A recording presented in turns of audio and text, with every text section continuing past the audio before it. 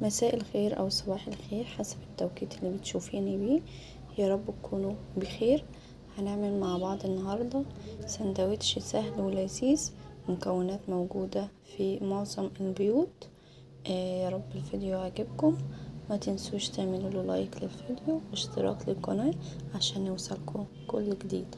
احنا هنا معانا بيضتين ضربناهم بالمضرب على شوية فلفل وملح وضربناهم كويس بالمضرب اليدوي. معانا هنا قطعتين بس من اللانشو، قطعناهم حتت صغيرة زي ما انتم شايفين بالشكل ده.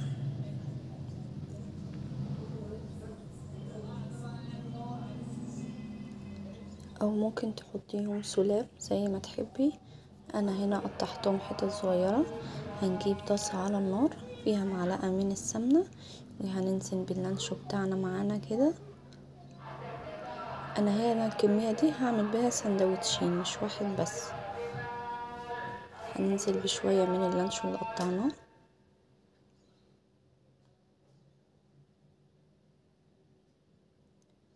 بعد كده بقى هننزل بشوية من البيض المضروب اهو. انا هنا بعمل على قد رغيف العيش اللي انا هحطه فوق.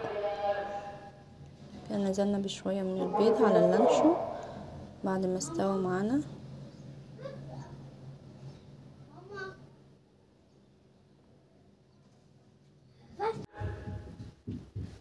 كده. البيض معانا استوى. بعد البيض ما استوى معانا بقى شوية جبنة موتزاريلا، جبنة تركي المتوفر عندك بترشيه كده فوقه. انا هنا كان عندي جبنة موتزاريلا، نزلت بشوية كده على الوش، شوية صغيرين يعني مش كتير قوي، او زي ما بتحبي يعني.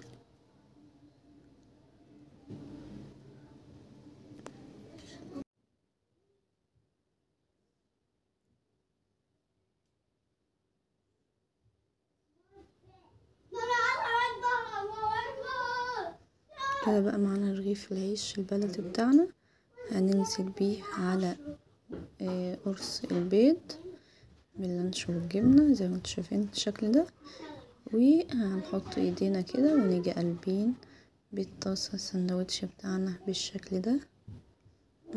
نخلي العيش نخلي رغيف العيش ياخد لون او يحمر سيكة